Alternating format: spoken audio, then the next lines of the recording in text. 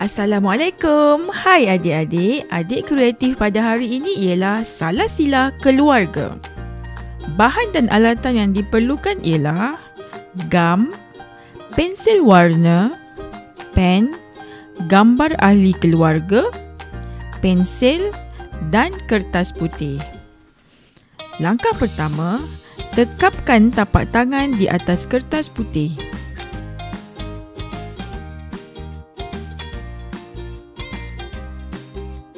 Langkah kedua, warnakan tangan tersebut.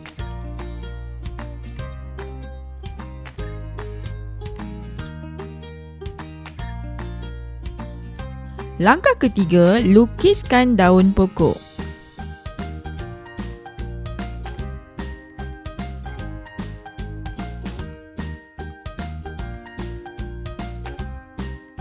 Langkah keempat, tampal gambar ayah, ibu dan adik-beradik di atas lukisan pokok.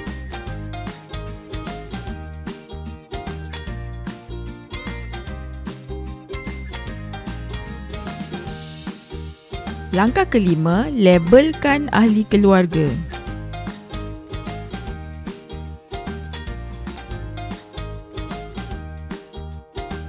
Langkah keenam, hias mengikut kreativiti.